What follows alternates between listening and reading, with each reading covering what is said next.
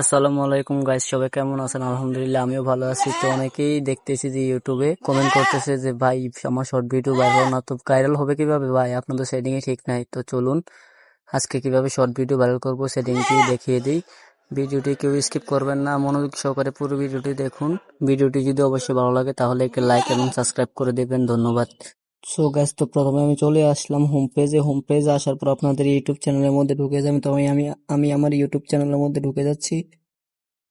তো ঢুকে যাওয়ার পর মাঝখানে যে প্লাস আইকনটা আছে ওইটার ভিতরে একটা ক্লিক করে দেবেন। তো আমি প্লাস আইকনটার মধ্যে একটা ক্লিক করে দিতেছি। তো ক্লিক করে দেওয়ার পর আপনারা যদি শর্ট ভিডিও চান তাহলে শর্ট ভিডিওতে ক্লিক করবেন, যদি লং ভিডিও চান তাহলে লং ভিডিওর ভিতরে একটা ক্লিক করবেন। তো আমি যেহেতু শর্ট ভিডিও করবো তাহলে শর্ট ভিডিওর ভিতরে একটা ক্লিক করে দিতেছি। তো ক্লিক করার পর এই পেজটাতে নিয়ে আসবে। তো নিয়ে আসার পর এই হচ্ছে গুরুত্বপূর্ণ সেটিং, ভিডিওটি কেউ স্কিপ করবেন না। তো প্রথমে আপনাদেরকে এখানে টাইটেল বসাতে হবে।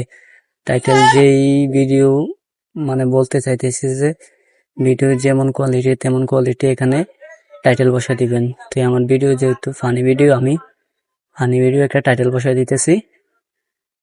ভিডিওটি কেউ স্কিপ করবেন না। তো দেখুন আমি আমার টাইটেল বসায় দিতেছি।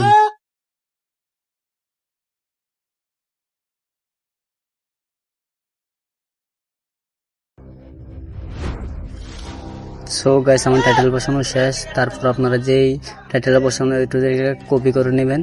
তো এই 2 নম্বরে যে সেটিংটা আছে সেটিংটা হলো যে পাবলিক। এই পাবলিক ভিজিবিলিটিতে ঢুকবেন, ভিজিবিলিটি ঢুকার পর আনলিস্টেড করে দেবেন।